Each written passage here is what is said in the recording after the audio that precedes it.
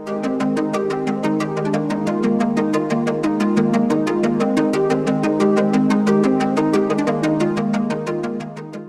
Morning students, आप सभी का स्वागत है आपके अपने YouTube channel maths for academy में। आज हम आपके लिए लेकर आए हैं कक्षा 8 की गणित विषय की वर्कशीट नंबर 2 और तिथि है 12/7/2021। यहाँ पर लघुत्तम समापवर्तक और महत्तम समापवर्तक की बात की जा रही है, एलसीएम एंड एचसीएफ। तो हम यहाँ पर एलसीएम और एचसीएफ की बात कर रहे हैं, तो एलसीएम और एचसीएफ किस तरीके से निकालते हैं तो यहाँ पर उसके बारे में बात करेंगे। तो यहाँ पर डिटेल में ऑलरेडी मैं एलसीएम और एचसीएफ के ऊपर सेपरेट वीडियोस ऑलरेडी बना चुका हूँ। अगर आपने नहीं देखे हैं तो आप उनको जरूर देखिए, आपको अच्छी तरीके से समझ में आ जाएगी। उनकी प्लेलिस्ट ऑलरेडी बनी हुई है, वहाँ प्लेलिस्ट में उनको देख सकते हैं। तो यहाँ पर चलिए हम शुरू करते हैं। अगर आपको वीडियो पसंद आए तो वीडियो को लाइक जरूर कीजिए। तो चलिए यहाँ पर प्रिय विद्यार्थियों, आज हम लघुत्तम समापवर्तक यानी कि एलसीएम, महत्तम समापवर्तक एचसीएफ को दोहराते हैं। कोई भी दो प्राकृतिक संख्याओं सोचो और बताओ। उदाहरण 18 और 24। अब इन संख्याओं के गुणनखंड और गुणज भी बताइए। गुणनखंड यानी कि फैक्टर्स, गुणज मीन्स यानी कि मल्टीपल। तो यहाँ पर 18 के गुणनखंड यानी कि 18 किन किन संख्याओं से भाग होता है? 1 से भाग होता है, 2 से भाग होता है, 3 से भी, 6 से भी और 9 से भी। तो यानी कि ये इसके गुणनखंड हुए। ठीक है जी। तो यानी कि 18 को यानी कि 1 की बात करें तो यानी कि 1 गुणा के 18 हम कह सकते हैं, 2 गुणा के 9 यानी कि तब भी 18, 3 गुणा के 6 तब भी 18, 6 गुणा के 3 तब भी 18 और 9 गुणा के 2 तब भी 18 रहेगा और 18 गुणा के 1 तब भी 18। यानी कि ये फैक्टर्स इसके कहलाते हैं। 1 2 3 6 9 18 के गुणनखंड हुए। और 18 के गुणज क्या होंगे? 18 के गुणज मीन्स यानी कि 18 की टेबल। 18 की टेबल हम पढ़ेंगे तो 18 कम 18, 18 दूनी 36, 18 3 54, 18 चौक 72, 18 5 90, 18 6 108, 18 7 126, 18 8 144, 18 9 162, 18 9 180, 18 11 198 और 18 20 216। तो इस तरीके से सॉन अप टू यानी कि 18 18 का यहाँ पर डिफरेंस बढ़ता जाएगा। तो ये 18 के गुणज हो जाएंगे, मल्टीपल हो जाएंगे 18 के। 24 के गुणनखंड की बात करें, 24 के फैक्टर्स की बात करें तो 1 से 2 से 3 से 4 से 6 से 8 से 12 से और 24 से। जो 24 है वो भाग हो जाता है तो इनको ऐसे भी लिखा जा सकता है। तो 24 के गुणज हो जाएंगे यानी कि 24 की table 24 24 48 72 96 120 144 168 192 216 240 264 sworn up to infinite. इस तरीके से कहीं तक भी इनफाइनाइट तक ये जा सकती है। ठीक है जी। तो ये यानी कि इसके गुणज कहलाते हैं। तो इतना समझ में आ गया सभी को। चलिए आगे हम शुरू करते हैं आगे और आपको बताते हैं कि आगे क्या है इसके अंदर। ठीक है जी।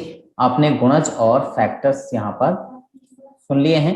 आगे अब यहाँ पर आप दोनों संख्याओं 18 और 24 के सामान्य गुणनखंड और गुणज भी बताइए। सामान्य 18 और 24 के सामान्य गुणनखंड यानी कि 1 2 3 6, 18 और 24 का महत्तम समापवर्तक 6 एचसीएफ। हमने सबसे बड़ा सामान्य गुणनखंड क्यों लिया, सबसे छोटा क्यों नहीं लिया? यानी कि अगर गुणनखंड की बात करें तो गुणनखंड में से हम सबसे पहले ये देखेंगे कि इनमें से दोनों के गुणनखंड जो हैं वो उन दोनों में से कॉमन हो और जो सबसे बड़ा गुणनखंड होगा यानी कि इनमें सबसे बड़ा गुणनखंड है 6, जो दोनों में कॉमन है वो एचसीएफ होगा। आगे यहाँ पे बात करें 18 और 24 के जो गुणज होंगे यानी कि जो उसके मल्टीपल होंगे 72 144 216, ये जो कॉमन है दोनों में कॉमन है, 18 के भी मल्टीपल है और 24 के भी मल्टीपल है। तो इनमें से जो सबसे छोटा होगा, इनमें जो सबसे छोटा है वो कितना है? 72 है। तो ये 72 जो होगा वो एलसीएम होगा। हमने सबसे छोटा सामान्य गुणज क्यों लिया है, सबसे बड़ा क्यों नहीं लिया? ठीक है जी। तो यहाँ पर महत्तम समापवर्तक और लघुत्तम समापवर्तक के लिए कुछ अन्य विधियां भी हैं। उनमें से एक अभाज्य गुणनखंड, जिसके अनुसार सबसे पहले हम एक पद को अभाज्य गुणनखंडों के गुणनफल के रूप में लिखते हैं। दोनों समान संख्याओं के सामान्य गुणनफलों को गुणा करके महत्तम समापवर्तक आता है।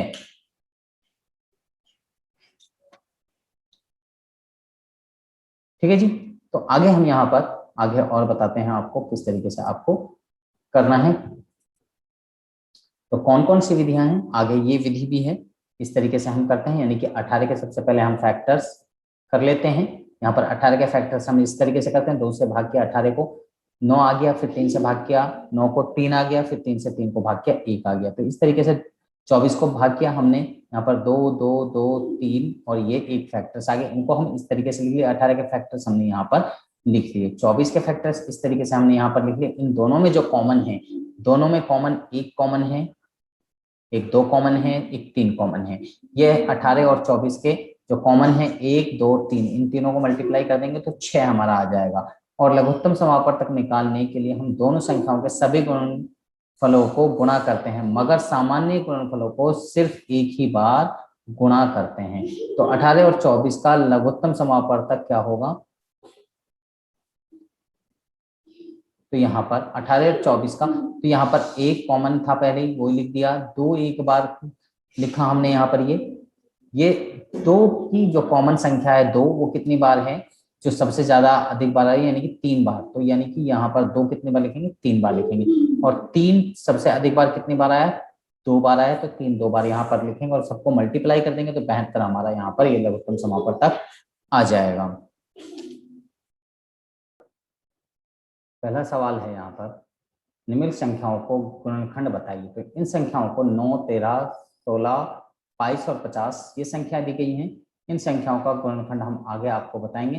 तो हम यहाँ पर अगली उस पर चलते हैं, सीट पर। यहाँ ब्लैंक सीट हमारी आ गई है। तो सबसे पहले यहाँ पर 9 की अगर हम बात करें तो 9 के अगर हम फैक्टर्स करते हैं तो यहाँ 1 3 और 9, तो 9 के यानी कि ये गुणनखंड होते हैं। इसी तरीके से 13 की बात करें तो 13 के गुणनखंड की बात करें तो 1 और 13, ये 13 के गुणनखंड होंगे। यहाँ पर 16 की बात करें तो 16 के गुणनखंड 1 2 4 8 और 16, तो ये 16 के फैक्टर्स हो गए। और यहाँ पर 22 की बात करें तो 22 के फैक्टर्स की बात करें तो 22 के फैक्टर्स यहाँ पर 1 2 11 और 22, तो ये इसके 22 के फैक्टर्स हो गए। 50 की बात करें तो 50 के फैक्टर्स की बात करें तो 50 के फैक्टर्स 1 2 5 10 25 और 50, ये 50 के फैक्टर्स हमारे हो जाएंगे। तो इस तरीके से हम ये फैक्टर्स इनके निकाल सकते हैं।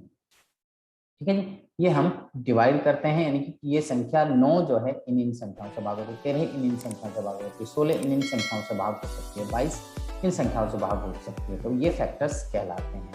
आगे दूसरा क्वेश्चन अगर हम बात करें, दूसरे क्वेश्चन में क्या कहा गया है, तो दूसरा क्वेश्चन अगर हम बात करें तो दूसरा क्वेश्चन है हमारा, निम्न संख्याओं के पहले 12 गुणज, 12 गुणज बताइए। 7 के, 11 के, 19 के, 21 के, 25 के, यानी कि 7 की टेबल लिखनी है, फिर 11 की टेबल लिखनी है 12 बार, 19 की टेबल लिखनी है 12 बार, 21 की टेबल लिखनी है 12 बार और 25 की टेबल लिखनी है 12 बार। तो चलिए हम यहाँ पर इनको लिख के फटाफट आपको दिखा देते हैं।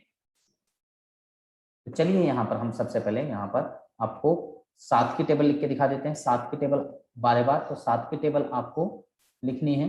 तो 7 की टेबल अगर हम लिखेंगे, 7 एकम 7, 7 दूनी 14, 7 तिये 21, 7 चौके 28, 7 पंजे 35, 7 छीं 42, 7 सातों 49, 7 आठों 56, 7 नीम 63, 7 ढाई 70, ये तो 10 बार हुई। इसके बाद में 77 हो जाएगी, 7 11 77 और 7 12 84। तो इस तरीके से 7 की हो गई। इसी तरीके से हम जो भी टेबल चाहें वो टेबल हम आराम से लिख सकते हैं। ठीक है जी, इस तरीके से अगर हम 11 की टेबल लिखेंगे तो 11 की टेबल हम लिख सकते हैं। 11 एकम 11, फिर 22, 33, 44, 55, 66, 66 के बाद में 77, 88, 99, 110, 110 के बाद में 2 और लिखने हैं तो 121 और 132। तो इस तरीके से ये हो गया। इस तरीके से हम अगला 19 की टेबल लिख लेते हैं। 19 की टेबल अगर हम लिखेंगे तो 19 की भी इसी तरीके से 19 एकम 19, 19 दूनी 38, 19 तेज 57, 19 चौके 76, 19 पंजे 95, 19 छिक्की 114, 19 सत्ते 133, 19 अट्ठे 152, 19 नब्बे 171, 19 ढाई 190। ये तो 10 बार हुआ। फिर 19 11 209, फिर 19 12 228, ये हो गई हमारी अगली टेबल। इसी तरीके से हम अगली टेबल और लिख सकते हैं। इसके बाद में हम 21 की टेबल लिखेंगे। तो 21 की टेबल अगर हम लिखते हैं तो 21 एकम 21, 21 दूनी 42, 21 तिये 63, 21 चौके 84, 21 पंजे 105, 21 छिक्के 126, 21 सत्ते 147, फिर 168, 189 और 210। इसके बाद में 231 और 252। तो ये हमारी 21 की टेबल हो गई। इसी तरीके से जो भी टेबल हम लिखना चाहें आराम से हम वो टेबल लिख सकते हैं। तो 25 की टेबल, 25 की बहुत ईजी है। 25, 50, 75, 100, 100 के बाद में 125, 125 के बाद में 150, फिर 175, फिर भैया यहाँ पर 175 के बाद में 200, 200 के बाद में 225, फिर 250, 275 और यहाँ पर ये 300, तो सॉरी 300। तो इस तरीके से इजीली हम ये टेबल आराम से पूरी कर सकते हैं। तो मुझे लगता है कि ये आपको समझ में आ गया। तो ये तो हमें टेबल लिखनी है, 12 बार लिखनी है।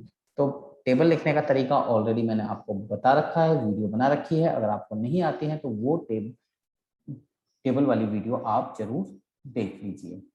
ठीक है जी। अगला क्वेश्चन है यहाँ पर तीसरा, 5 प्राकृतिक संख्याओं का सबसे छोटा सामान्य गुणनखंड। तो यानी कि पहली 5 प्राकृतिक संख्या का सामान्य गुणनखंड ओनली 1 होगा। यानी कि 1 का, 2 का, 3 का, 4 का, 5 का, इनका अगर हम गुणनखंड करेंगे तो वो कॉमन फैक्टर जो आएगा वो सामान्य गुणनखंड वो 1 ही आएगा। अगला चौथा क्वेश्चन है, किन्हीं दो प्राकृतिक संख्याओं के कितने सामान्य गुणज होते हैं? सामान्य गुणज दो प्राकृतिक संख्याओं के, तो दो कोई भी सामान्य संख्या जो होंगी वो सामान्य संख्याओं के यानी कि गुणज की बात की जाएगी तो इनफाइनाइट हो सकते हैं। कितने हो सकते हैं? इनफाइनाइट, अनेक हो सकते हैं। कितने हो सकते हैं? अनेक, इनफाइनाइट, इनफाइनाइट, इनफाइनाइट, अनंत हो सकते हैं। अनेक, जितने चाहे उतने हो सकते हैं। आगे यहाँ पर 5वां क्वेश्चन है, 3 और 8 के महत्तम समापवर्तक, 4 और 12 के, 15 और 25, 14 और 49, 13 और 17 के HCF और एलसीएम दोनों निकालने हैं। तो हम इनको आपको ब्लैंक शीट पर यहाँ पर करके दिखाते हैं। तो चलिए यहाँ पर हमारी ये ब्लैंक शीट आ गई है। इस ब्लैंक शीट पर अब हम आपको यहाँ पर करके दिखाते हैं। तो सबसे पहले यहाँ पर हमारी ये 3 और 8 की बात की जा रही है। तो 3 और 8 की, तो सबसे पहले 3 और 8 के फैक्टर लिख लीजिए। 3 के फैक्टर 1 और 3। 8 के फैक्टर की बात करें तो 8 यानी कि किस किस से भाग हो सकता है? 8 जो है, सॉरी फैक्टर्स लिख रहे हैं तो 1 इंटू 2 गुणा के 2 हम इस मेथड से करते हैं। तो इसमें कॉमन फैक्टर क्या हो गया? कॉमन फैक्टर ओनली हमारा ये हुआ। तो चलिए इसको थोड़ा सा हम अलग कलर से, डिफर कलर से आपको समझाते हैं तो आपको ज्यादा समझ में आएगा। तो यहाँ पर जो कॉमन फैक्टर है हमारा ये वाला, ये हमारा कॉमन फैक्टर हो गया। तो HCF की बात करें तो इसका HCF कितना हो गया? जो कॉमन फैक्टर है वो हमारा HCF हो गया। LCM कितना हो गया? यानी कि कॉमन फैक्टर एक बार लिखा जाएगा, इसके अलावा जो नंबर्स बच गए हैं वो हम सारे के सारे यहाँ पर लिख देंगे।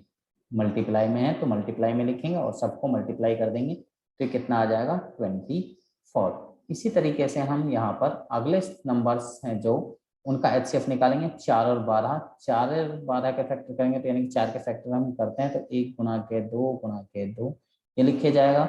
इसी तरीके से 12 के अगर फैक्टर्स लिखते हैं तो 12 के फैक्टर्स जो लिखेंगे तो 12 के फैक्टर्स यानी कि 1 गुणा के 2 गुणा के 2 गुणा के 3 यानी कि ये हम फैक्टर्स इसके लिख सकते हैं। तो आगे यहाँ पर अब हम बात करते हैं यहाँ पर जो कॉमन फैक्टर्स हैं। तो कॉमन फैक्टर्स एक तो ये हो गया, एक कॉमन फैक्टर्स हमारा ये हो गया, एक कॉमन फैक्टर्स हमारा ये हो गया। तो ये कॉमन फैक्टर्स हो गए हमारे।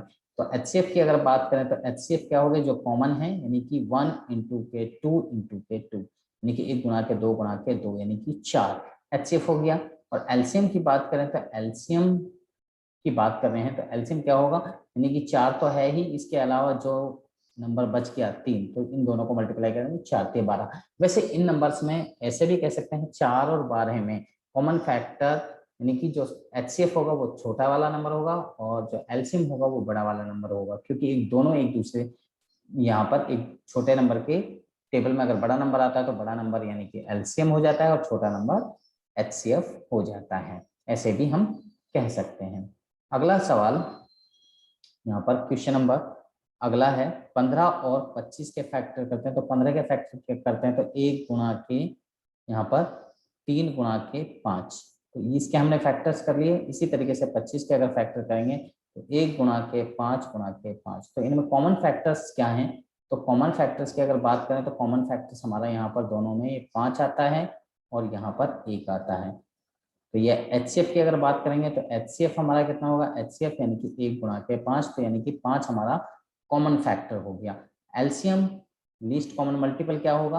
यानी कि 1 और 5 तो है ही, यानी कि 5 जो हमारा HCF है वो हमने लिख लिया। इसके साथ में जो नंबर्स यहाँ पर छूट गए हैं, यानी कि 3 छूट गया और एक 5 छूट गया, इन सभी को मल्टीप्लाई कर देंगे।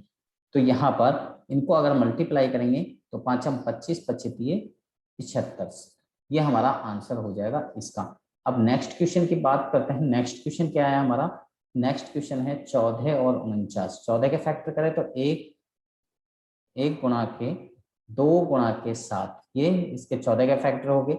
अगर हम 49 की बात करें तो 49 की यानी कि 1 गुणा के 7 गुणा के 7। तो यहाँ पर कॉमन फैक्टर्स की बात करें तो कॉमन फैक्टर्स हम लेंगे। तो कॉमन फैक्टर्स हमारे ये हो गए, दोनों के दोनों उभयनिष्ठ गुणनखंड जिसे कहा जाता है, सामान्य संख्या कहा जा रहा है। तो HCF हमारा कितना हो गया इसका? HCF हमारा हो गया 1 गुणा के 7, यानी कि हमारा 7 इसका HCF हो गया। एलसीएम कितना होगा? एलसीएम हमारा हो जाएगा इसका, यानी कि 7 तो है ही, 7 के अलावा जो और संख्या बच गई वो हमने यहाँ पर लिख ली। तो यानी कि 7 7 49, 49 के 2 की गुणा करेंगे तो कितना आ जाएगा? 98 हमारा आ जाएगा आंसर। तो अगला संख्या हम यहाँ पर बात करते हैं। अगली संख्या कौन सी दे रखी है हमारे लिए? अगली संख्या दे रखी है 13 और 17। 13 और 17 की बात करें तो 13 में 1 गुणा के 13 इसके गुणनखंड और 1 के 17 के 1 गुणा के 17। तो कॉमन फैक्टर्स क्या होंगे इसके? कॉमन फैक्टर्स की बात करें तो कॉमन फैक्टर्स हमारा इन दोनों में यानी कि ओनली 1 कॉमन फैक्टर है। 1 कॉमन फैक्टर है तो सिर्फ HCF हो गया इनका कॉमन फैक्टर, यानी कि जो अभाज्य गुणनखंड होते हैं, अभाज्य गुणनखंड संख्या यानी कि प्राइम नंबर जो होते हैं उनका HCF ऑलवेज 1 होता है। यानी कि 13 और 17 दोनों अभाज्य संख्याएं हैं तो इनका HCF 1 ही होगा। और इनका एलसीएम क्या होगा? यानी कि एलसीएम होता है इन दोनों को मल्टीप्लाई कर देते हैं। 13 और 17 को हम मल्टीप्लाई कर देंगे तो यहाँ पर आ जाएगा हमारा 221। तो ये आंसर हमारा आ चुका है। तो इस तरीके से हम इन सवालों को हल करेंगे। तो मुझे लगता है कि सभी बच्चों को समझ में आ गए हैं। अगर आपको समझ में आ गए हैं तो आप हमारी वीडियो को लाइक कीजिए, शेयर कीजिए और इसके साथ में अगर आप अभी तक हमारे चैनल पर नए हैं तो हमारे चैनल को सब्सक्राइब कीजिए और इसके साथ बेल आइकन जरूर प्रेस करें ताकि आपको आने वाली हर वीडियो की अपडेशन साथ साथ में मिलते रहे। और यहाँ पर कोविड के संदर्भ में उचित व्यवहार संबंधी कैप्शन जैसे आपको दिया जा रहा है, 2 गज अथवा 6 फीट की शारीरिक दूरी का अवश्य पालन करते रहें। तो सभी बच्चे हमारे साथ में बन रहे हैं हमारी नेक्स्ट वीडियो तक। आप सब बच्चों का इस वीडियो को देखने के लिए धन्यवाद।